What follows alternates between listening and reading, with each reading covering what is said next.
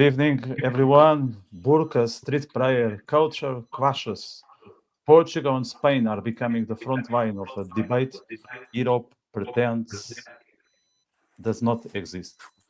But let's have an honest talk about what's really happening, because these topics need to be discussed in detail. So, in tonight's live stream, myself, Vitor Vicente, I'm joined by my Jerusalem Wednesday co-host, Marco Alexander, by Sofia Afonso Ferreira, who you may have known from the Portuguese sessions we do on a bi-weekly basis on Tuesdays. She lives in Lisbon, so she offers the Portuguese perspective, and she's a frequent visitor to the Holy Land, so that is also worth exploring. Where Sasha Machta, if I'm pronouncing your surname correctly, I was exercising here. Sasha Machta is a Spanish lad who made Aliyah a couple of years ago and is living in the capital of Israel, in Jerusalem. This is a fantastic panel to break the topics down properly without the usual political sugarcoating. So before we dive in, do us a favor, subscribe so you won't miss the upcoming episodes, and check out the poll. The poll I just put on the channel, and the poll is asking, do you believe that banning the burqa is the right thing? As far as I could see, there's an overwhelming support for banning the burqa. There were 4 votes in favor, none against, but the poll will be open for the whole session. So please participate in this. Please participate in this show and be part of the conversation. Before we get into Portugal and Spain, Marco, I would like to quickly cover something that has been heating up the headlines: the tension in Judea and Samaria. Would you let us know what you believe is behind this wave of tension? What is behind this wave of tension are the usual suspects, Vitor. There's nothing really new until Israel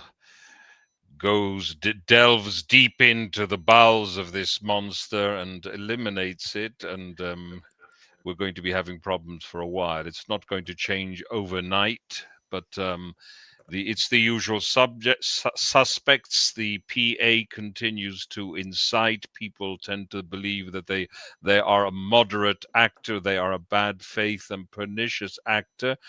And we know that they continue to incite to pursue a policy of pay to slay, which is financed by many European and Western countries, unfortunately. And I believe many taxpayers should feel aggrieved that their hard-earned money is financing a pay-to-slay policy. Right. Let's move now to the Iberic Peninsula. I will start with Sofia. So it seems that Portugal is pursuing the banning of the burqa. I think the legislation, if it's not in place, it's nearly there. So Portugal will be one of those countries that will not tolerate burqa in public spaces. And there is a massive fine. But I would like to get your view on this subject, and if you saw that one coming or it came across as a surprise to you, Sofia. Hi, everyone. So it was not a surprise, and it was a surprise. Let me explain. It was not a surprise because this is a discussion that we are facing in Europe for a while, and but in Portugal, for me it was a surprise that they decided to do this so quick, because I think we have, of course, as a woman, I'm totally against burqas. I don't understand. I think it's a total culture, different culture from us, and this creates lots of problems. And it's also against the dignity of women. But we have so many problems now in Portugal. The number of Muslims that arrive in the country with their culture, and the number of I will say synagogues, not synagogues, the worship houses from Muslims all over, so a big part of them illegals. Here in the center of Lisbon, we are really started to feel the problems. And so with such a mess at the moment. That the decision to take this to the parliament and the decision in the society also took me, and it was surprising for me. But I'm glad that discussion is now everywhere is discussing this and trying to arrive to a solution. And for me, the best solution is to prohibit. I must say that before, 3 years ago, I was living 1 year in Stockholm, in Sweden. So I feel that I already have a PhD in the subject because the situation in Sweden is so bad, so bad. And I already lived this there, and then I came back to Portugal, and now we are facing here. It's not so bad like Sweden, but we are each month we started to discover more and more problems, and also crimes. For instance, now it's just one thing, but it's very dangerous to take Uber in the city. I don't remember this happened 3 years ago when I left to Sweden. And now at night, especially at night, the cases of violence and rapes are so huge, and they are in newspapers daily, that for persons like me, I'm Portuguese, it's my city where I lived all my life, and I'm afraid to take Ubers. So it's just a sign of the things that we have to deal daily now here. Yeah, that's not very positive, but at least some measures are being taken by the authorities, and hope that will impact in a positive way. Sasha, Portugal and Spain, like we tend to replicate each other's. Like sometimes Portugal takes the first step, and sometimes it's Spain that is quicker.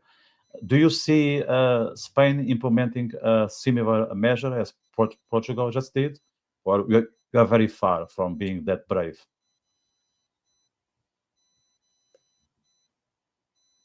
I think you are muted.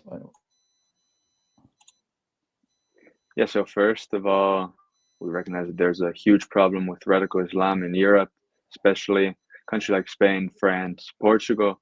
And I mean, I don't see Spain anytime in the near future putting such a similar burqa ban as was done in Portugal. As you probably know, Spain is under a very left-wing coalition.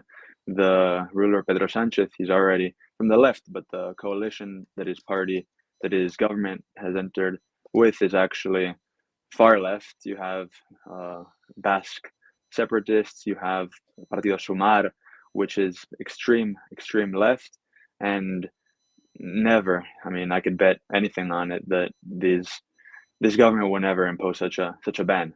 But I really hope that in the next government that more policies will be taken to actually stop the risks that radical Islam are posing. I don't know what the effects of the burqa ban will actually be. I'd like to know better how it's going to stop crime, how it's going to stop dangerous spread of radical ideas throughout the streets of Europe.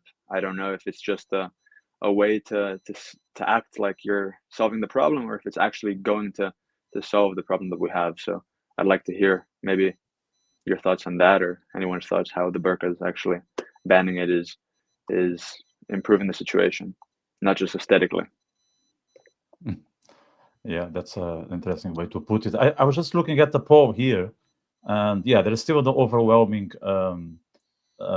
support of banning the burqa, but at least there is one vote against, which is good, because that tells that every voice is welcome in these discussions. So if you guys believe that burqas should be allowed, let us know, and let us know why, because it's not enough to say that they should be part of aesthetics, they should be part of culture. There must be a reason why people that voted yes voted that way. So let us know in the comments, because I'm keen to know not only as what we think, but what other side believes in this subject. So Marco, would you offer? I didn't think of this, but would you offer the Italian perspective on this?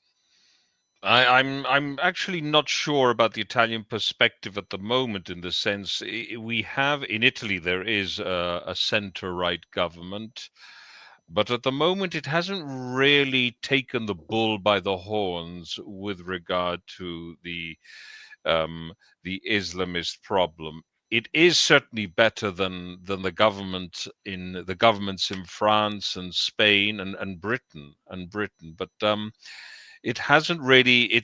Italy has a long-standing relationship, let's say a tacit relationship, with Palestinist terrorism. I'm not sure if the members of our panel are aware of this.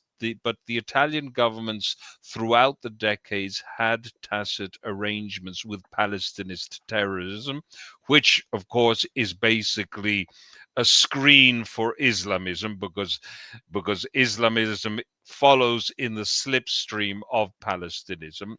So the Italians have a problem in this sense, that many governments had a long-standing relationship with the PLO, whereby basically the PLO could target Jewish targets within Italy with a certain amount of impunity. And indeed, Palestinist terrorists were very often released and were free to roam around. So it's a bit of a problematic situation for the Italians, because the deep state in Italy is not so bothered by these long-standing relationships it has with certain actors. So they're not quite as decisive as they should be and need to be in tackling this problem. Italy, as you know, didn't really have too much in the way of colonies in Muslim countries. Yes, for a short period it was in Libya. So it's in a strange situation. Most of its Muslim immigrants are coming from countries in which it didn't have colonies, such as Morocco and sub-Saharan Africa, Somalia. So it's not an easy situation. What we see there is whole neighborhoods are changing very much. The landscape is changing in neighborhoods. You see neighborhoods where the demographics are undergoing a very rapid change, and we have the attendant problems. But it's a pretty difficult situation, because they don't realize that they have to take hard measures to solve this problem. And talking of problems, Sanzio in the comment section just mentioned the following. It has been 10 years since he first came to Spain to enjoy the summer, but the beaches are not safe anymore due to Islamic immigration. Sasha, you are originally from Barcelona. We spoke offline that I've spent 4 years of my life in Barcelona. Some of that time I spent in the beautiful Barcelona beaches, not only in the city, but Vilanova de Geltrú, Sitges, Costa Brava, and all that. Did those places change in the wrong direction, Sasha? Yeah, definitely. I mean, it's not a secret that the streets of Spain, Barcelona, have dramatically changed in the past few years, especially, in my opinion, especially in the past 3 years. When I returned to Barcelona in the beginning of the war, I was very, very unpleasantly surprised in the trains, in the subways. I was trying to hold onto the rail. It's a funny story. I was trying to hold onto the rail, and I was usually able to do it, but I couldn't that time. I looked and I saw a line of immigrants that were just laying on the floor untreated. Nobody was treating them, and they were just there. So the question is, why were they allowed in the first place? What were they going to contribute to Spain, and why are they not being handled? And I mean, it's getting worse and worse. We see full neighborhoods, like you mentioned, El Raval, in the past years has become totally a sort of Islamic neighborhood where women can't walk around, where you're scared to walk at night, and nothing's being done about it. So yeah, I can definitely relate to the comment. Yeah, it's weird that the feminists don't approach this subject, because they should be the first raising their voices, since they are all for women's protection or for women's rights. But if the threat is coming from the Arabic neighborhood, then it's all good. So I always wonder, why are they silent when it comes to this sort of assaults? Sofia, I'd like to get your perspective on this, as a woman, because like one would think that the feminists would be the best friends of women, but it seems they are just there when there is an agenda. Well, what can I say?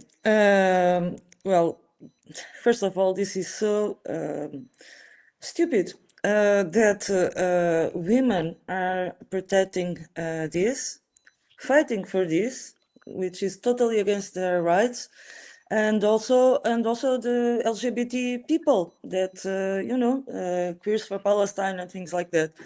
This is completely stupid. But besides that, and this is the ugliest part of the business, is that it's all about money. These organizations and parties, they are receiving money from Qatar, from from Muslim Brotherhood, and so on and so on for years. So of course they are pushing this agenda, and people are stupid enough to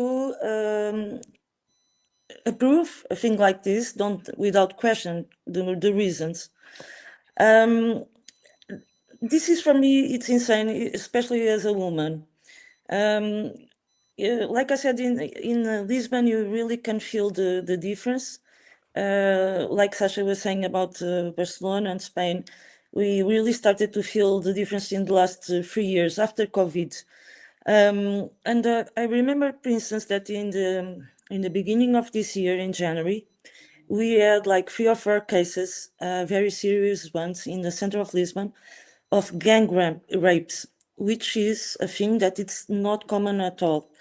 I don't know if you, besides Vitor, you know this, but Portugal used to be the most quiet and safe country in Europe. And this is not a thing that is usually happening in our society. And I was completely in shock that these things happen. When I say center of Lisbon, it's really in center of Lisbon. In the middle of the street, these things happens, and people from the left and these organizations and parties didn't defend the women, didn't want to talk about these cases. They completely tried to put under the rug, and this was a completely shock for me. I will never understand this. As a woman, I'm really preoccupied, and as a Portuguese person, I don't understand why we had a government from left side from many years. They were responsible for this situation. They also opened the doors, like in Spain. It was very similar. But now we change it. We had the elections, and our government is from the center right wing. And I really hope that they started to have to take decisions to stop this madness. I don't know. I think we will need it at least a decade to recover for what is going on, what is happening now. But a decade if we decided to take actions right now, right now. We don't know the exact number of immigrants that arrived in the last years. We don't know the number. We don't know how many illegal immigrants are at this precise moment. We don't know the official number of the immigrants, but also all the millions probably that are illegal or took the documents but are not in the country, but they have the documents, like if they are here, which is another problem, because they get the passport, and after that they can apply to go to England, to Germany, to France, whatever, where the salaries are better, because the economy in Portugal sucks. So they know what they are doing. They just get the papers here, and then they go to other places in Europe. The doors are open. So several problems that we need to face and take actions now, not next month, now. And Burka is only one of the things. It's probably the smallest in the middle of this, I must say. Yes. Not for me because I'm a woman, but for me it's very serious, that question. But in a general terms, it's not even the most serious questions. No, it's just a metaphor for a wider struggle. It is a declaration of a cultural religious war. In any case, they are making a statement in the same way as they do when they pray in public spaces and pray in front of churches. It falls into this category. Sophia, I wanted to ask you, what about the situation with citizenship? What is the percentage of citizens of granting of citizenship to these waves of Islamist migrants? Do they have? Well, that's the point. We don't know the numbers. I see. Well, Not even with regard to how many people have been granted citizenship. Well, yes, we have some numbers, but Right. we don't believe that this is the right numbers. I see. Right. We think that in the last years we had 2 millions more in the country. 2 millions. 2 of million. immigrants. Yes. Yes. That's enormous. That's enormous. Yes, in a country with 10 millions, it's like Israel, Yeah. 10 millions. Yeah, So yeah. we think that this is the number we are discussing lately, that it's 2 millions more. Yeah. But we don't know. We don't know. There's thousands of people are waiting for the papers. This is a subject that is in the news daily now. We have demonstrations of the illegal immigrants in the streets, trying to push our government to approve the documents, say. And so it's very problematic. We really don't know, don't have a clue what we are really talking about. Right. And, There's confusion. There's a lot of confusion. Yeah, that is the problem. We need to know the numbers. We need to know how many people are in the country now. How many of them only got the papers but are not here. How many are already in Europe? Right. As Right. Portuguese, which they are not. No, of course not. You'd And so that is the question that we are dealing now, the main question. right.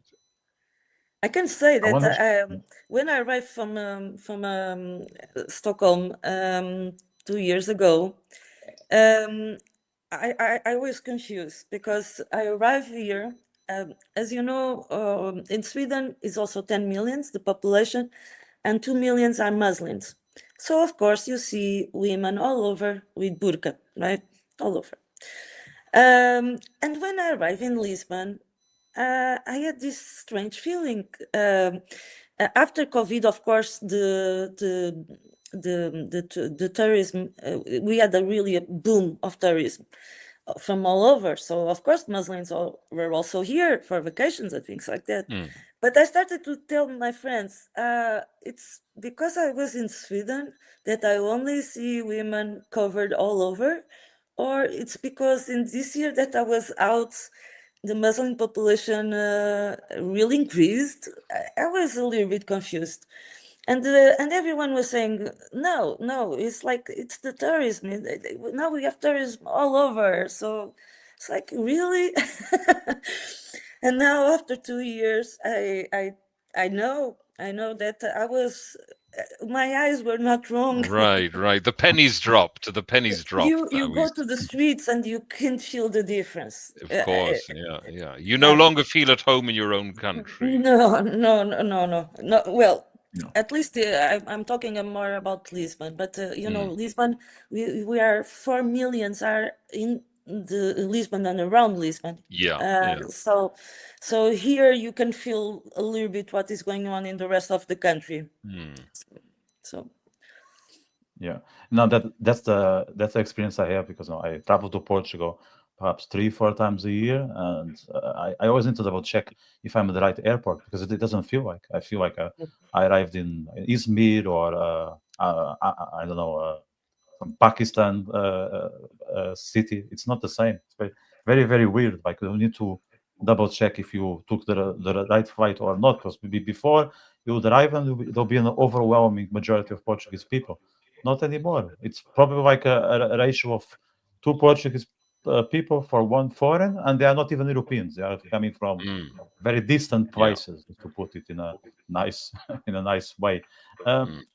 Marco, you mentioned something that I want to explore with Sasha here. The fact that Muslims are now, some Muslims are now taking over the streets and praying, and sometimes disrupting, the streets and not allowing people to enjoy their errands, their shopping, their gatherings, which is, as we know, it's not coming out of nothing. Like, I tend to believe, and I want to ask you, Sasha, if my view resonates with yours, that they are not only praying because it's there, but there is a call, it's a religious call to pray at that specific time. I think they do it on purpose, and they want to somehow let us know or send a message that they are here, they are growing, and we must take them in consideration. And if there is a backlash, will be called racist, will be called all the bad words. Is it something that in Spain is happening, and it's more of an issue for Spanish citizens? Yeah, I mean, we just saw the other day public prayer outside Sagrada Familia, which is one of the iconic sites in Barcelona. We also saw in a small village massive public prayer recently in the past weeks. And of course, it's a statement. It's a statement, as you said, we're here, we're not leaving. This is our place. It's not just a friendly prayer or show of their beliefs. Because, I mean, in general, public prayer doesn't need to be something problematic. We see a lot of, in Israel, for example, Jewish people that are praying in the street, putting on tefillin, Muslims that are praying every day. Muslims, they pray 5 times a day, but sometimes they're not making it to a mosque and they're praying just in the street.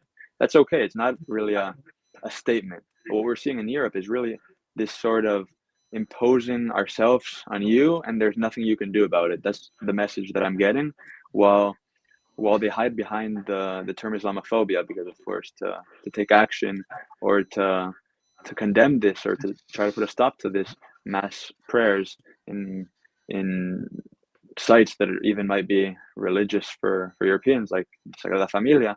I mean, it's very clear. It's very clear to me that they're using Islamophobia as a way to never put a stop to this. And if we're gonna be scared of the backlash, then we're not gonna solve anything. Yeah, that's for sure. That they are not innocent. They do these things, and they know what they are doing, what they want to achieve. It's what I think was Vera Guguya. She was our guest. She was naming it civilization jihad.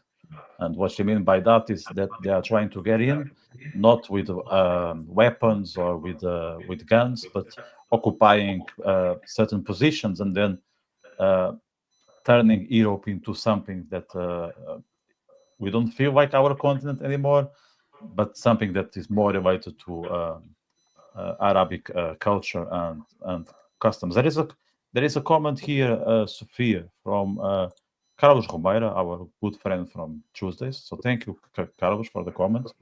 And and I want to incentive everyone who are watching us to drop their comments, questions, concerns, and add your input to the poll. At the moment, Burka Ban in Europe, is it the right thing? 85% say yes, and there is a 15% majority saying no, but the poll is open until the end. So Carlos' question is, Sofia, don't you think this law in Portugal may also have served as a necessary political message to send to the Arab world, saying that they cannot impose everything they want? There are some red lines.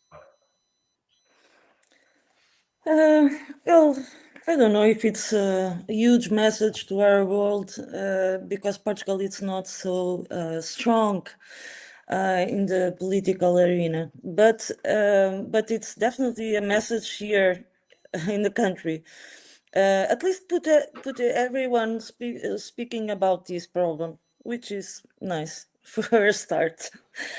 I agree with Sasha that this thing that Muslims going to the streets to pray, it's a message. It's not just praying; it's a message. And I always think it's funny when people started to talk, oh, it's a different culture and we need to respect and this and that. And I always think, what about if thousands, millions Europeans decided to immigrate to Muslim countries? A big part of them illegals, trying to get the papers already there, and start to do these demonstrations of faith, Christian faith or something, in the middle of the streets. And if the women decided all go to the beaches and use bikinis or whatever, and then gay people, because as far as I know, Israel is the only place that you could be gay without problems. So what about all this? They will respect our culture? Can we open churches all over and synagogues there all over? I don't think so. So for me, this question of it's all about different cultures. It's not. It's not. No, absolutely, yeah. No, but I mean, also these immigrants have also identified that the European mentality is we welcome everybody, we accept you, and this kind of fear of Islamophobia, because the way that they act in Europe is definitely not the way they act in countries like Saudi Arabia or United Arab Emirates. So I'm not going to put all the blame on the immigrants themselves. They're just taking advantage of a very poor system that they're just exploiting. But the problem comes with these European governments that are afraid of losing their title of inclusivity. They're afraid of seeming Islamophobic when they should be acting like the countries that know how to handle radical Islam, and they're not. Yes, totally. I totally agree. And I must say, a very important question. This is not a problem against the immigrants. Well, I was immigrant in several countries already, and the Portuguese are people that we immigrated all over the world. We have communities, Portuguese communities all over. So it's not a problem with immigrants. It's really a problem with a very specific culture, a very specific one that is getting us so many problems. Sasha had a problem. He's back. No, he was not censored. I was just checking here on my end. Is there any country where, any Muslim country where burqas are banned or there are restrictions? And it's not even one. There are at least 7 based on ChatGPT. Kazakhstan, Kyrgyzstan, Uzbekistan, Tajikistan, Algeria, Chad, and Malaysia. Okay, they all have restrictions in burqa usage. So when the progressives say that, oh, we are being racist, we are not accepting Muslim customs, even their own people, they know that it's not the right thing to wear burqa in certain public spheres, because we all know that there are some security issues around someone walking around with a face cover, because let's say if the authorities want to take action, they don't know exactly how to approach it, or if you want to identify what's going on, it's hard for us to approach the situation, because we don't know who is responsible for that specific context. So it's not only Europeans who are putting some restrictions on burqa usage. This is happening in other parts of the world, but there is this tendency to blame the West, like we are the most evil species on Earth, and we should point fingers at ourselves, and if not enough, we should also whip ourselves in public for all our sins. I think there are double standards here that one must take in consideration. Why we always think that we are the guilty ones? Why we're always the ones to be accountable all the time? Like, okay, we do a couple of wrong things here and there. We are not perfect. We will sometimes approach it in a inaccurate way, but it's not just us. There are other identities, in the world, and they all have their downsides. But it seems that we always want the West to be the one to blame. I wonder why is that. Is it a Catholic thing? Is it a progressive trend that we need to make sure that white people won't have a party, and because we have been enjoying ourselves for quite some time, and we should concede, we should just get off the throne and give it to others? Why there is so much self-hate, let's say, in the West? I was just for the question to you guys. I think one of the things was that the societies need to be more inclusive and to get to implement laws that give the same rights to everyone, to push the minorities to the center, and to become more powerful and go further. But now, when you put two different cultures, and one of them is not having the same values, you started to feel the problems, and that's the main reason of what we are dealing now. I think we've gone really from one extreme to another. Europe, we can't forget that, has been through trauma, through 2 world wars. European countries used to fight for small border issues. They used to go on killing rampages, and that was the opposite extreme of what we see today. They have caused many problems. They have caused a lot of trauma in the world with colonialism as well. There are mistakes like every country has made. And I think that coming from that, the Europeans sort of had a counter reaction where everything wrong in the world is to blame on themselves, which is an unnatural reaction to your mistakes. It's a way to correct your mistakes is not by going to the opposite extreme that's being done now and blaming yourself for everything. Sometimes we need to reconcile our mistakes. We need to go through a sort of process, a reconciliation process, and understand where we've gone wrong, but also try and build a better future, build a better Europe. And I think that they've just taken it to this point where, because of our mistakes 100 years ago, everything we do now, we might be wrong. We might be the oppressors. We might be the colonizers. So why can we not let the Muslims enter Europe? Why should we not stop Israeli genocide? So I think that this is a very unhealthy and toxic mentality.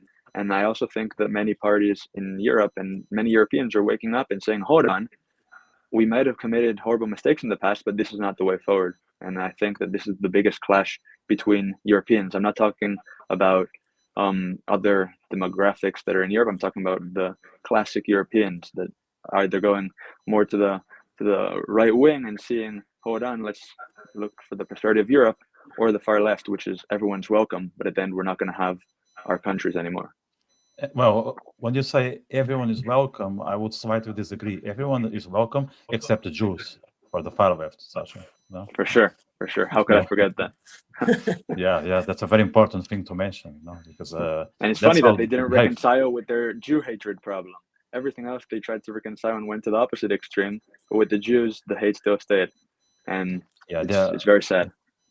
Yeah, no, they're too busy with pronouns, so they cannot deal with the real problems. That's the issue. I was just thinking here, Sofia, let's think about our beautiful Portuguese government here. So in a scale of 1 to 10, okay, how much our government is pro-Israel, okay?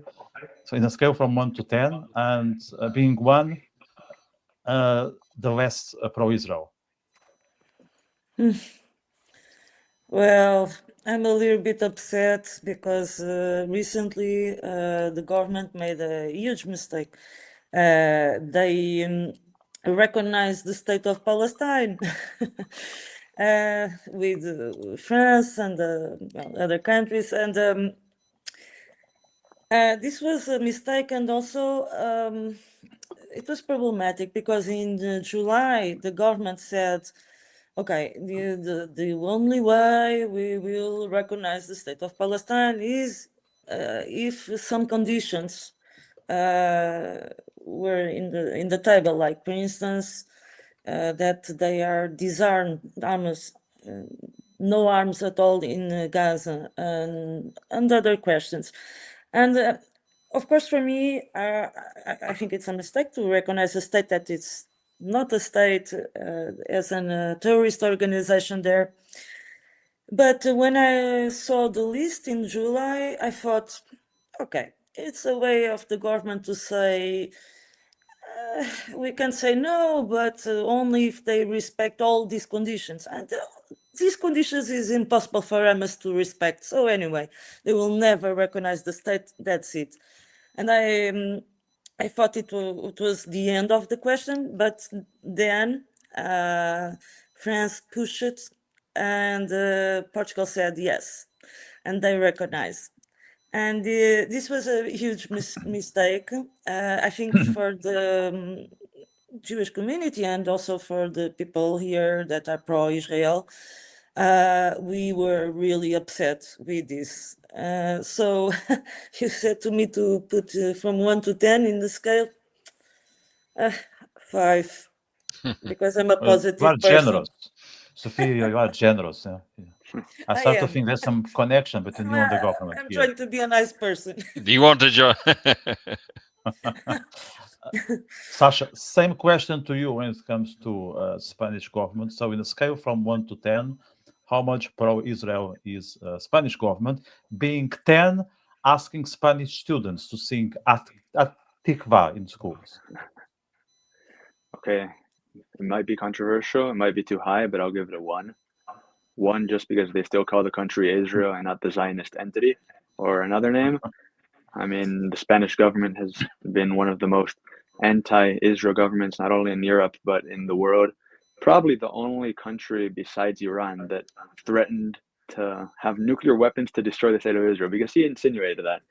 I mean, we don't know if he's serious, but of course the threat was there. He let it slip. also- He let it slip. He let it slip. He let it slip his true desires, but simply the recognition of the Palestinian state was really a horrible move. Also caving to the radical left on his coalition, to the separatist parties in the Basque Country and Catalonia as well.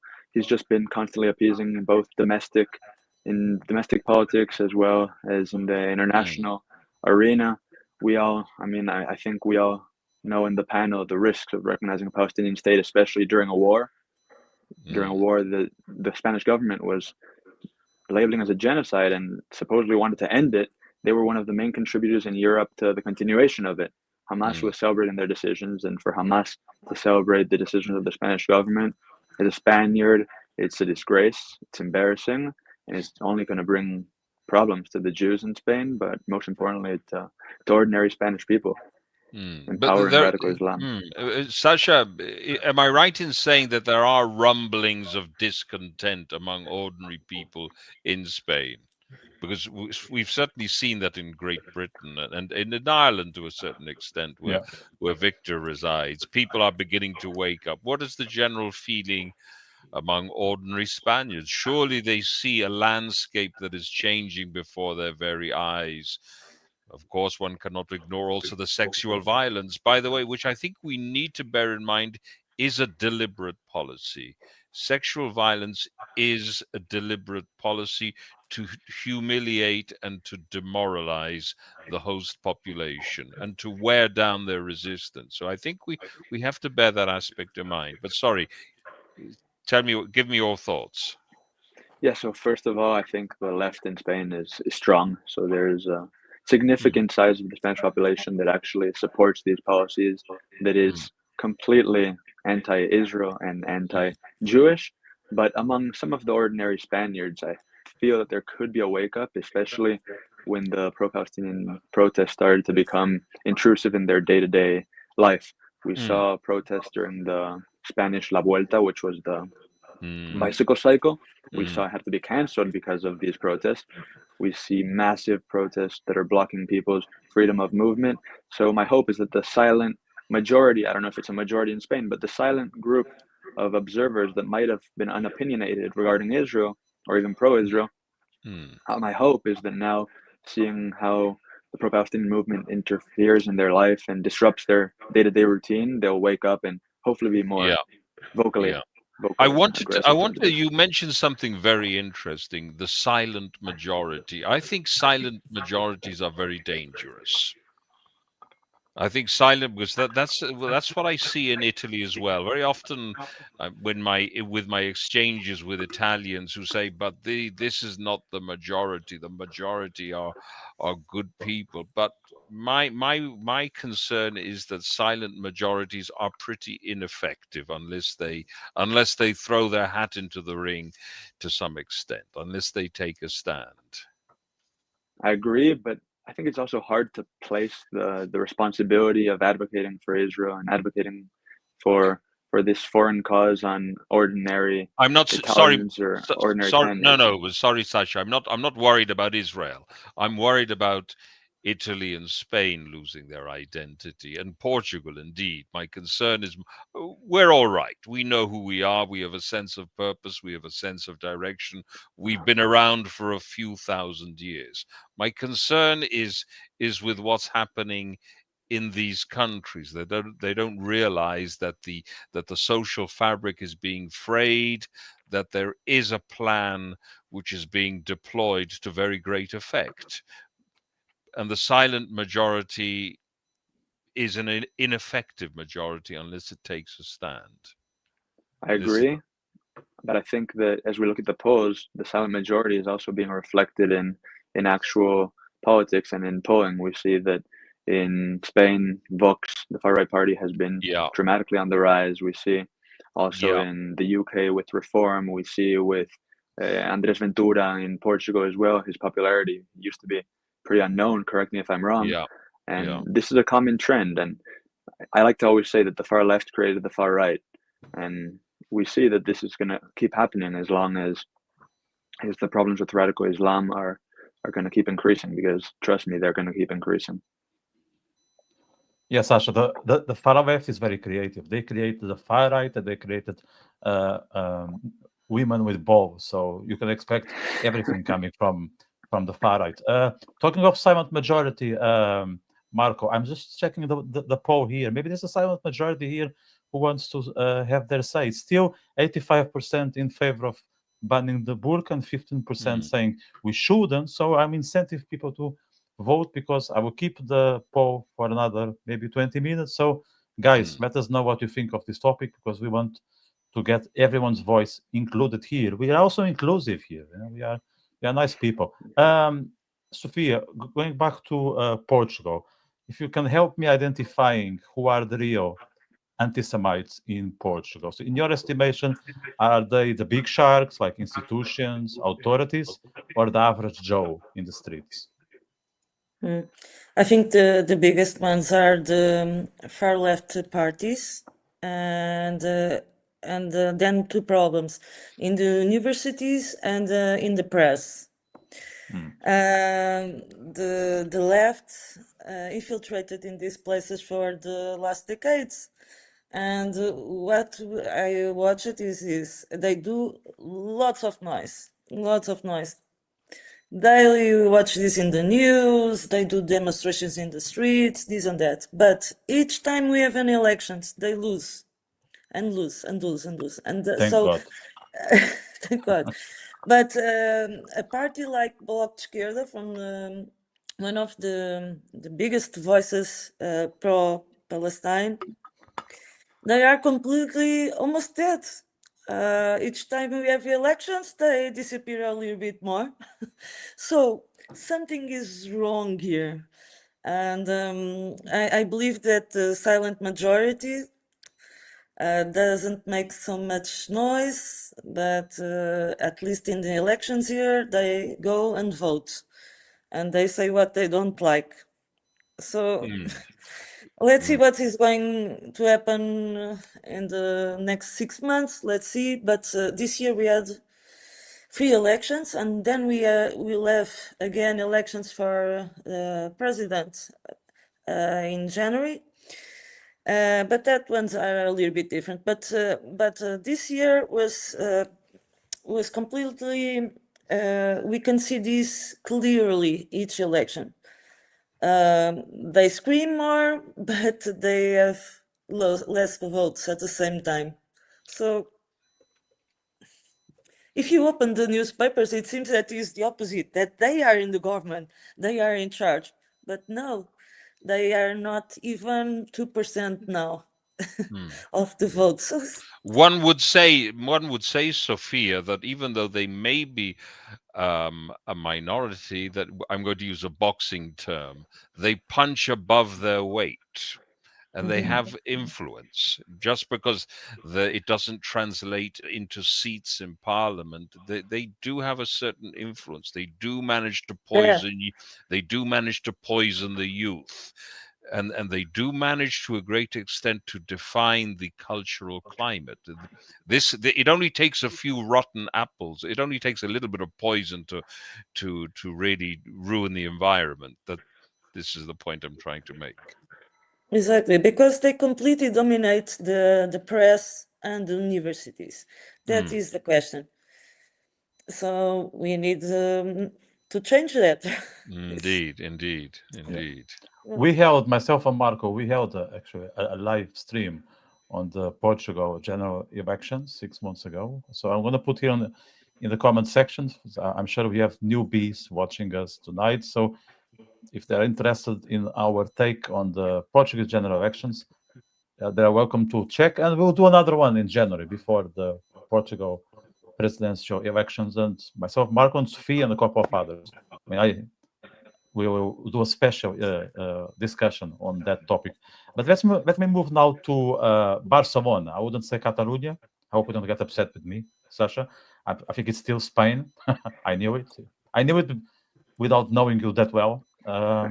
So you awarded the Spanish government with a 1, okay? And only because I don't call Israel something else like Zionist state. I would say if you give 1 to the Spanish government, you may give a 0 to the Catalan authorities. For sure. Just an example, the former mayor Ada Colau, very controversial figure in domestic Catalan politics. She was actually one of the women on the flotilla. So that probably says everything you need to know about the Catalan Barcelona municipality. But we tend to overlook the fact that Carles Puigdemont, I'm sure you know who he is, the former leader of Catalonia. He is actually very much pro-Israel. I don't know. I'm not really. I didn't know actually, that. just a fun fact. He's more on the pro-Israel side because as Catalans, they usually are also divided politically. There's not just the left-wing Esquerra Republicana that we see so much on the news, but there's also a divide in ideology. There's also right-wing Catalan nationalism, but it's not as popular right now as the far left. But overall, I'm not even gonna rank Catalan authorities. I'll say one more interesting story about the mayor now of Barcelona. He was planning to come to Israel. His visit was supposed to start at Yad Vashem and end at the Palestinian Authority. So that paints a pretty nice picture of what Barcelona domestic politics are. You haven't learned anything from Yad Vashem if you're going to continue going to Palestinian Authority officials and supporting the pay for slay and sending money to the PA as Catalan government has been doing. The head of the PA is also a renowned Holocaust denier as well. Sasha, exactly. I'm sure you know his thesis. His thesis, which he defended in Moscow, was basically a Holocaust denial thesis. Yeah. I just going back to Catalonia, there was also another lady who I believe was quite pro-Israel. What was her name? Her name is Pilar Rahola. Yes. She's one of the most pro-Israel voices, not only in Catalonia, but also in the world, in the Spanish-speaking world. I'd like to make a small point for you, maybe, Marco. Usually, Israelis tend to challenge Spain and to challenge Spanish policy on Israel by saying, if you recognize Palestine, we'll recognize Catalonia. These comments are pretty destructive, counterproductive. Our only supporters in Spain are on the right, even antagonizing everyone that supports us there. Indeed. It's think a little more critically. I know. People tend to have a knee-jerk reaction at times. Yes, that's one of the shortcomings here. Impulsive reaction. Very impulsive. Makes sense. It would make more sense to support the independence of Corsica, probably. Yeah, let me give my shout out to Puigdemont because I didn't know he was pro-Israel. But as the Englishman said, even an old clock is correct twice. So Yeah. that sentence, it's always valid when it comes to strange individuals like Puigdemont. Let me go now to Portugal. Sofia, do you see any positive difference when it comes to massive migration? Not about Israel, but about the massive illegal migration with our right-wing government, or is the same old ding dong? I think, well, I don't know. Let's see what is going to happen in the next 6 months. I believe that, of course, some things will stop with this change of government. But let's wait. Like I was saying about when they now recognize the state of Palestine, I was a little bit in shock. So I was more positive after elections than I'm now because of that. So let's wait. But I want to say one thing that preoccupies me a lot here in Portugal. We were talking about burkas, okay, and it's a problematic thing. But like I said before, for me, it's not the most problematic, let's say. But one is the implementation of the Sharia law and the Sharia courts, which in England, there's more than 100 now, officially. And in Portugal, we don't have a clue about the number, which ones already exist, where, how they work, what is going on, nothing. And I don't know about Spain, and if Sasha knows a little bit about this, I ask him to talk. I'm curious. But in Portugal, with the number of immigrants that we already have here, I believe that we already have some Sharia courts working, but there's nothing. Officially, there's nothing. So, and I'm preoccupied with that more than the burqas, I must say. I think it's Yes. much more dangerous. Yes, that's true. Yes, yes. Sasha, are you aware of any Sharia law court in I'm not Spain? currently aware No. of Sharia courts in Spain. It wouldn't surprise me. It wouldn't surprise me, but I'm not aware. Yeah, I think we are just behind. Like usually the trend starts in England, Yeah. France, Belgium, and Portugal and Spain. We are always behind for good and for bad, but our time will come. We have now beautiful Sharia law courts, I think, just being formed. And then it's not only one. One is just the beginning. There will be the initial Sharia court and then a few replications across the country. And then when we realize it's going to be too late, then the issue with those things, and as you know, Sofia, like then the police will struggle to get there and put some order, because as far as I know, the Swedish police is having a huge struggle to fight Muslim gangs in not only Stockholm but also in Gothenburg and Malmo. Malmo is the hell, no. Horrible. Yeah. I remember that when I arrived 3 years ago, it was exactly the year where some things changed. Every weekend there was this huge fight between Muslim gangs, and usually it was around the city, in these neighborhoods around the center. And to say the truth, when I was talking with the Swedish, they were kind of, well, it's a problem between them. I was like, how this is a problem between them? It's a problem in the society? And they were like, they are doing us a favor. They are killing each other. Like, we don't care.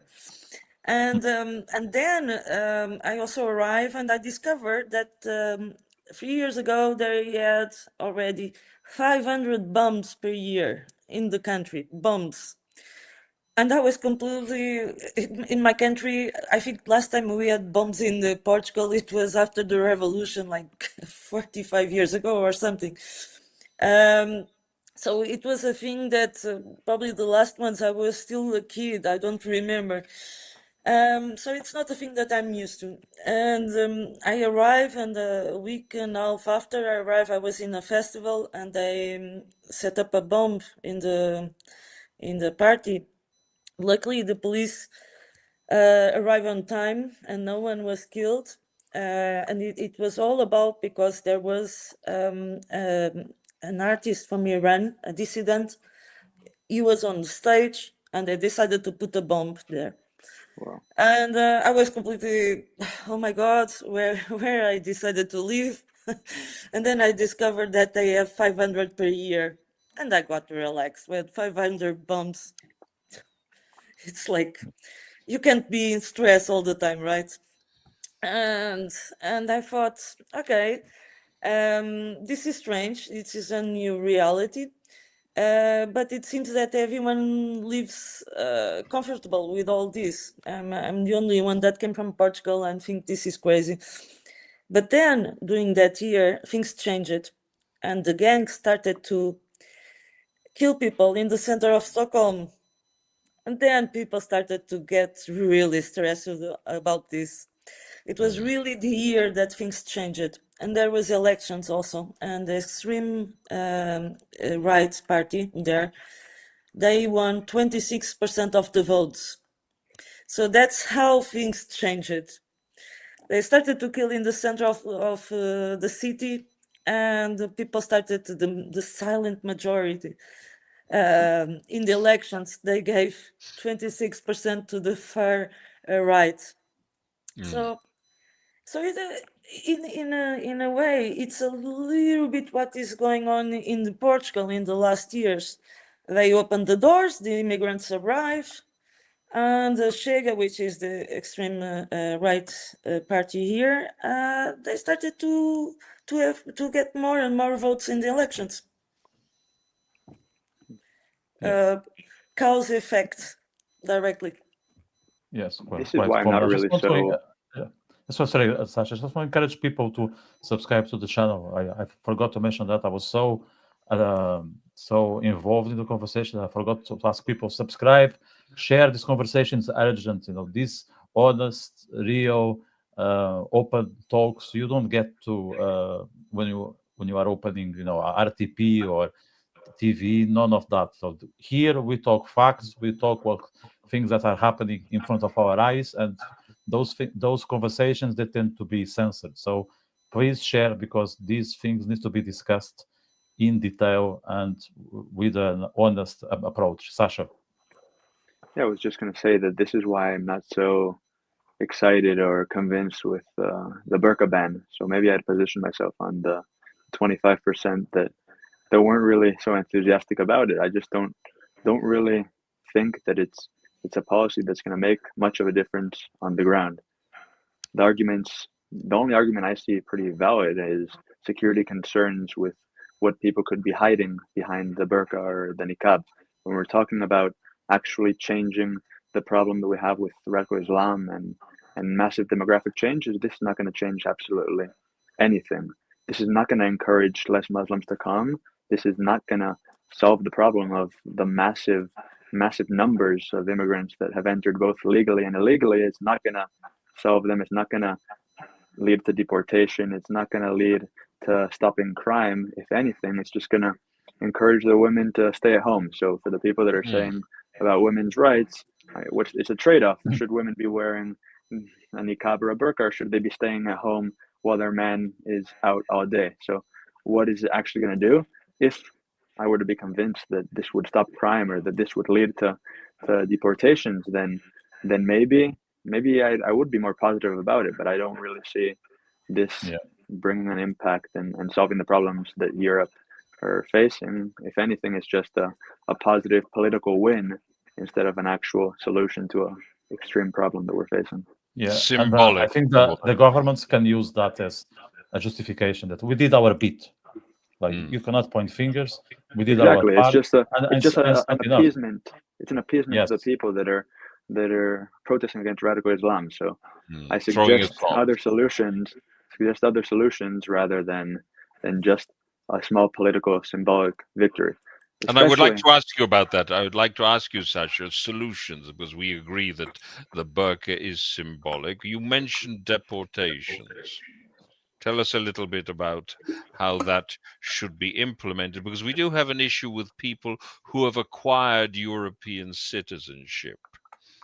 What should one exactly. do? As I said, it's not a problem just of illegal immigration. It's also the massive Indeed. amounts of legal Indeed. immigrants that have been allowed. There's not been enough background checks.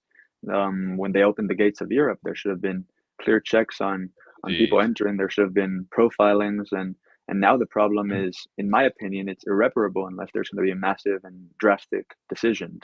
I don't know if they're going to be brave enough leaders to take these massive decisions, but it's just a demographic war at this point.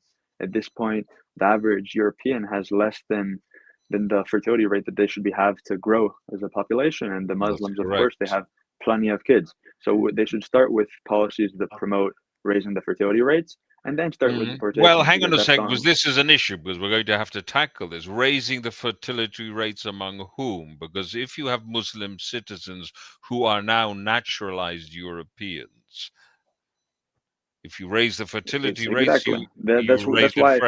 That's why of course there need to be creative ways to raise fertility among Europeans that are contributing. So we're talking about that's what I'm talking about. So we're talking about indigenous Europeans, Europeans or immigrants from India, China, or any country that are willing to serve and contribute to their respective societies. Right. No, because I think it's very important to clarify this. I think it's very important to clarify this, that one doesn't become Portuguese or Spanish just because one has acquired a passport, because very often the assumption was that now I'm Portuguese and I can do what I want. Our concept of nationhood has been to a certain extent degraded. I'm sure, Sofia, your parents, Sofia, your parents and your grandparents didn't invest in a country to hand it over to a foreign population. Of course not. But you are right. Your question is completely right. This is another level of invasion. Once again, I'm not talking about Portugal, but about Sweden. How in a population of 10 millions, now 2 millions are Muslims. And they don't integrate it yet, even when they are 2 millions. It's funny when I am in Israel and I see that also in the Israeli society, it's exactly the same. 10 millions and 2 millions are Arabs. But they are integrated. They talk about themselves like Israelis, right? There is much more. Yes, you raise something. There is an increasing level of integration among Muslims, and certainly an increasing number also serve in the army. That isn't to say we don't have problems, but certainly there are many upstanding Muslims who serve in the army and have weaved themselves into the fabric of Israeli society. That's certainly something that has to be said. One cannot, of course, ignore other problems, but certainly there is now a significant. Just the other day, the spokesman of the Israeli army is an Arab lady who is called Captain Ella. She's become a little bit of a celebrity. She's very pro-Israel, and I think this is part of a very interesting trend where a population can weave itself successfully into the majority and strengthen a nation state. And it's also important to add that Israel was able to do that all while respecting freedom of religion, while respecting everyone in their land rights to practice their religion freely. Indeed. I don't think in Israel we're having a debate or a big debate on burqa or niqab. I don't have a problem with somebody wearing a burqa or a niqab. Israel has understood that they can handle different demographics without taking away their rights or without really allowing them to impose themselves as well. There's a sort of status quo where the Arab Israeli is integrated. They understand that they are both Arab and Israeli, and they can be Muslim in Israel and they can be Jewish. You can be whatever you want, but there's a basic fabric, as Marco said, that we don't see in Europe. And I'm concerned as well that if Israel is able to maintain such a large Muslim population that are able to practice freely their religion, then the problem might not be with the people themselves, but how the governments are treating them and welcoming into the societies. And in Europe, they have just allowed them to enter without a plan what to do with them, without a plan for de-radicalization, it would appear to me as if the left-wing governments that brought them in don't even want them there in the first place. They've welcomed them, but they don't want them there. None of their policies have indicated that they're welcome. They're not being integrated. They're not willing to integrate, and that's also a problem with these governments. So they could learn a little bit as well from countries like Israel or the UAE or Saudi Arabia that have empowered such a large Muslim population. In Sweden now, sorry to interrupt, but it's the polemic thing in the news this week is that they discovered that tons of schools managed by the Muslim community, so they receive money from the Swedish government, like all the private schools in the country, but with that money from the government, they gave part of the money to the Muslim Brotherhood and Hamas also. So this is in the news. I advise you to read because it's excellent. The story is excellent. How the things are happening in Europe. Sweden is the country or one of the countries in Europe that puts more money to integrate the immigrants in the country. They really do an effort and give money for this. Even so, it's not working. It's really not working. Also, I feel that they also, as I mentioned before, they're afraid of the word Islamophobia, where Israel and other moderate Arab nations are not afraid of the word Islamophobia.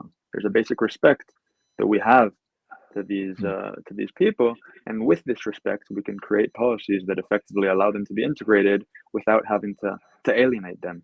Europeans are afraid to label the Muslim Brotherhood terrorist organizations. They're afraid to label Hamas terrorist organization. If you're afraid to label clearly jihadic groups, brutal groups, terrorists, then what's that going to do to the locals, to the local Muslims that live under you? It just says everything you need to know about the way that you see their threat and the way that you are afraid of their demographic changes. Yeah, we don't call things by their names anymore. That's the issue. No? If you don't call it by their name, calling a man or a woman. So if you are that lost, how are you going to dare to call Muslim Brotherhood a threat or a terrorist organization? We are completely lost. We have no sense of direction. We don't take words in consideration.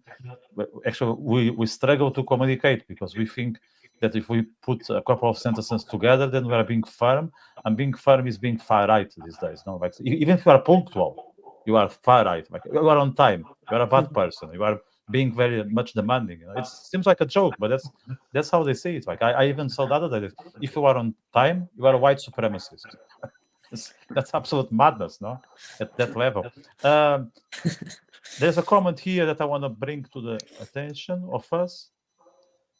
Someone saying blame it on multiculturalism, and I want to use this as a basis for a comment I would like to do myself and then discuss perhaps with you, Sasha. So I remember when I lived in Barcelona, it was very much multicultural. I was in my early 20s. I loved it, and there were plenty of tourists arriving, enjoying the city. But over the last few years, maybe 3 or 4, there is an increasing hostility towards tourists, not only in Barcelona but in different parts of Spain, where tourism is actually crucial for the economy. But I wonder, why Spanish people can afford to be angry with the tourists, okay, when they are foreigners. But if the influx of people are coming from Arab world or Southeast Asia, then it's so good. Is it perhaps the typical behavior of the wealthy, lefty, progressive types that if it's about a certain demographic, yes, they can scream, they can be, they can go wild and mad. But if it's if it's Asia or Africa coming in, they need to receive it with open arms. I really never thought about it that way. It's a beautiful way you put it. Definitely true. And yeah, I mean, it's a clear double standard that people can go out and protest against tourists that are actually, no matter how understandable the protests are, no matter how understandable it is that people are upset that their neighborhoods are turning into Airbnbs, there's justifications, there's pros, there's cons, but putting that aside, there's a clear double standard between protesting against tourists, but then not seeing that same reaction or a fear of having such a reaction when it comes to massive immigration and demographic changes. Yeah, but if Qatar is purchasing stuff in Catalonia, which they are, we all know how close is Barcelona, the football team, and the Qataris, then it's all good. Like if it's petrodollar clear double standard from the Qataris, it's good, and even Guardiola will join and clap the Qataris, while fighting for democracy. I think he's a good example of those double standards you just mentioned. I hope I didn't hurt your feelings going after. No. It's a clear. It's Barcelona totally football team. Yeah, I'm a Espanyol fan, so I'm a. Maybe I won't be joining you again. Okay, let's leave football for later. Actually, I have a question about football for Sophie, but I will leave it for the end. Yeah, so it will be okay. Marco, do you wanna join here? Make a comment about football. I only watch football from back in the 60s. I still live in the 60s with regard to 60s and 70s, put it that way. I didn't want to touch base on your age. I was trying to be, inclusive here. Try and be a little bit more sensitive about my age. I'm vain and sensitive and touchy. Very much. Marco is the offended type, as we all know. Sofia, I want to ask you a very important question here, which is indirectly related to football. What do you make of Cristiano Ronaldo's visit to the White House? Because it's all over the Portuguese social media. Oh my God. I think it is important for him to be received by the Donald Trump. But I think the motive why he was there, that is the polemic thing. That's it. Okay, it's Cristiano Ronaldo, but in the end, it's only football, and he's a star. So he went there like a trophy. That's it. I understand the polemic in the television and all over, especially here in Portugal. But give me a break. Football is always in the news daily, so who cares? That's Portugal. But okay, but if he was alone in the White House, received by Trump, it was one thing. But he was not there alone. He went like a trophy. That is the question. So, but anyway, he's a football player. I'm more concerned with the war here in Israel, in Ukraine. That I think is the important things that we need to debate, not Cristiano Ronaldo. So that's it. You're very right. Just there's a comment here that I'm not going to direct to you, Sophia, but I will direct to Marco. I hope you're not getting offended. Eusebio, of course. I was about to mention him. He's one of my favorite players. But these are the old timers, you see. They were a different breed of players, And of course, there was a great Barcelona player who was one of my favorites, Johan Cruyff. He got the ball rolling for Barcelona. Barcelona didn't exist until Johan Cruyff arrived on the scene. With Johan Neeskens, of course. Yeah, actually, Eusebio was a funny story for the viewers. Eusebio arrived to be a Sporting Lisbon player, and then Benfica kidnapped him, and he ended up signing for Benfica, thinking he was signing for Sporting Lisbon. So right, that was a different. That was a different era. He was from Angola originally, wasn't he? Mozambique. No, Mozambique, yeah, Mozambique, yeah, Mozambique. yeah. Wonderful We player. should do, by the way, Marco and Sofia. Yeah. Sorry that I'm not being inclusive here, Sasha, with that. We should do a session on Mozambique actually, because the Okay. Islamic threat it's very serious there. It's Right, not right, very much spoken on YouTube, Mm. and we should try maybe find someone. I think I can find a professor, and we'll do a session here on Mozambique, and Yeah. I think it's worth exploring East Right, Africa. right. Well, the African continent. I've been receiving a lot of information about what's happening in Nigeria and Sudan, and it's absolutely atrocious. Where real genocides are taking place, there we're talking about real genocides. Sasha, I think you need to go. Any final words from your end? We are nearly there, but I would like to leave you a couple of minutes just to wrap up. Oh, yeah, I'd just like to thank you, Vitor, and also Marco and Sofia. Had a great time Our pleasure. talking Our with pleasure. all of you. Hopefully next time it will be more positive topics for Europe or for Israel. And I really hope that much needed change will come. The Europeans will wake up, not only regarding Israel, but also the own threats that they're facing. And of course, we know they're so connected to the fight against radical Islam is the fight of Europe. It's the fight of the Jewish people. It's the fight of Israel. And my hope is that the Europeans will start joining Israel and not leave us alone in this fight for all of us. So thanks so much for having me. Hope to be back soon. And good night to everyone. Good Night. night. You are very welcome, and see you soon. Talking of positive things, I want to share here with the viewers that myself and Marco and Sofia, to a certain extent, we are putting a tour together, and everything going well. This tour will happen in February. The details are meant to be shared very soon, if not this week, because it's already Wednesday evening, early next week. So we are planning to organize a tour and give a taste of the country to people, which I think is vital, guys, because I was actually having a few drinks yesterday. Maybe you can see that in my voice.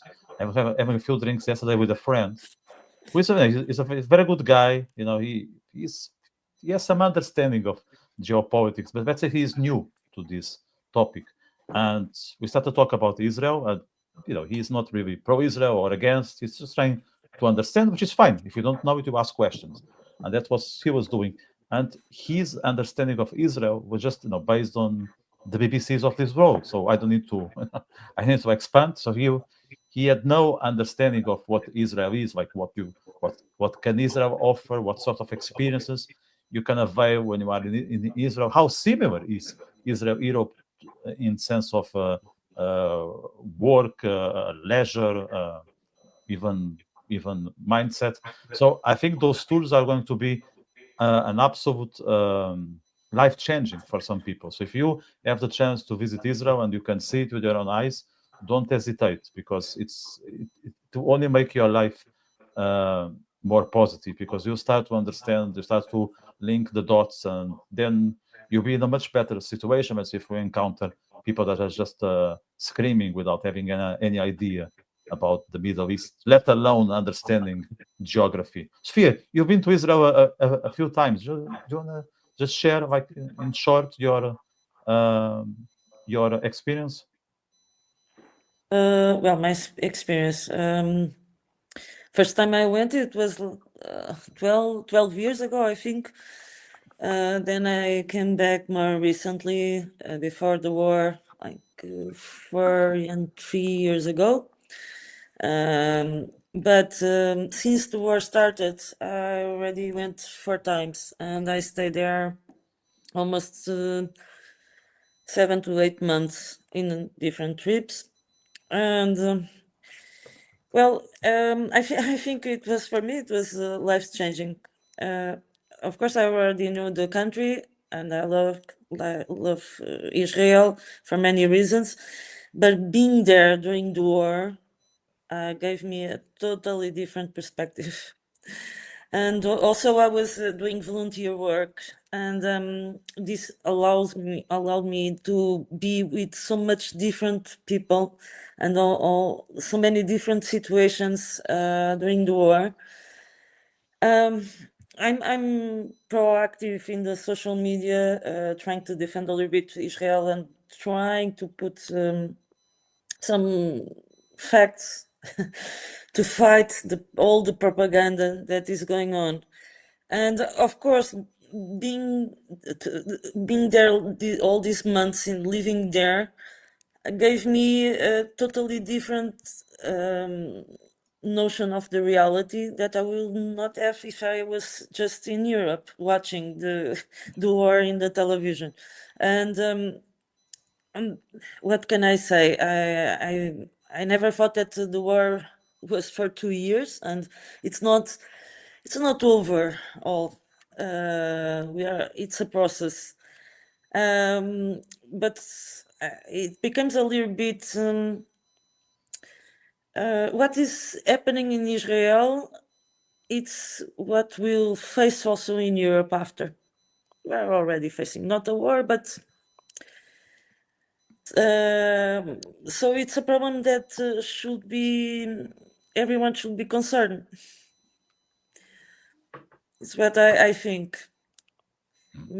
People should think a little bit more what is going on there in Gaza and with Hamas, and think about what is going on in Europe, and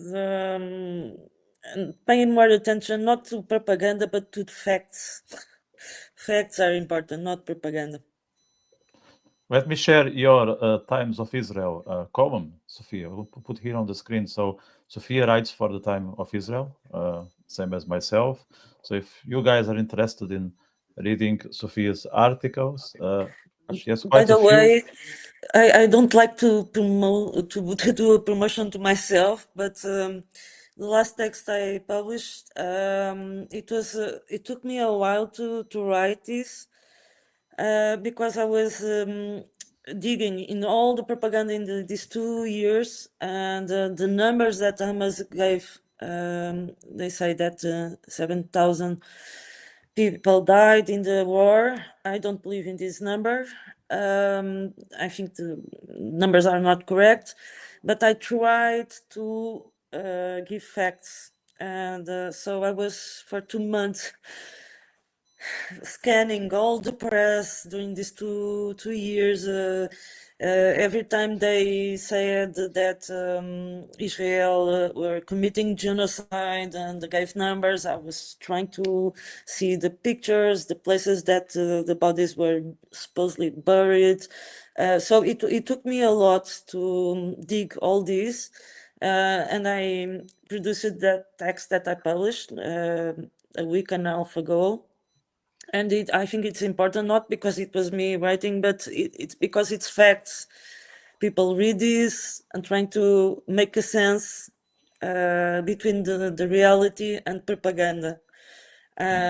People watch television, see the newspapers, they are saying, there's a genocide, and people don't try to understand that is almost impossible, some things that they are saying. Starting with the numbers, starting with the situation in the ground. It's really difficult to see all this propaganda and seeing so many people believing in this.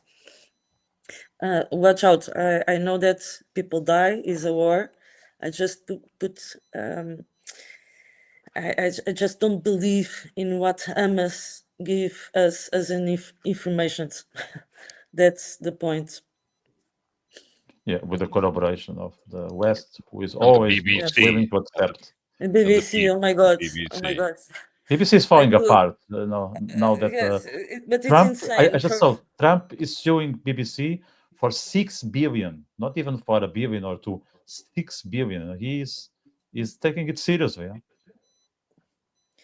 BBC it's a kind of a cancer, and also New York Times, and it's too much. It's really too much. Well, let's hope for better days. It's good that there are these platforms where we can express views that are often neglected or overlooked. So we try to bring people like you, Sofia. So you're welcome to return. So it was a first appearance here on Wednesday. So you know where we are. So it's easy to find us. And the same for the viewers. We are here religiously every Wednesday, myself and Marco. So if you want to be part of the conversation, just press that subscribe button below. If you want someone to participate and they haven't really watched our stuff, make sure to share. And other thing is to give us a thumbs up. That will help distribute the content. Myself, and for those who speak Portuguese, like Marco, by the way, Marco is also a Portuguese speaker. Correct? A very poor Portuguese speaker. Yeah, his Portuguese is almost as good as his English, so you can see how poor it is. So myself and Sofia will be here next Tuesday, and Carlos, to discuss the 25th of November, which is often hidden by the left-wing agenda. I try to relate it to the Palestinism that is impregnating Europe, and Portugal is not immune. So if you guys speak Portuguese, make sure to join us on Tuesday. Myself and Marco will be here next Wednesday. We will have actually a new guest. I'm not going to say her name yet, but she is very known in the volunteer sphere. So we'll be very well accompanied on Wednesday. So Sofia, thank you very much again for joining this podcast. Marco, another big thanks to you to be here every Wednesday. See, Marco's accent is improving all the time. So huge thanks to people who watch us. The chat box will be open. If there is anything you want to add offline, we'll take it and go back to you. So Portugal is debating Burka ban. Spain is dealing, just wrap up, with street prayer. It's not a lot, but every bit counts in this civilizational struggle and battle. Seems that Europe is still quiet. There are some discontent individuals here and there, but the action is not being that much effective. But hopefully that will change, and that's where these conversations contribute. So I hope to see you very soon, and have a good evening. Take care.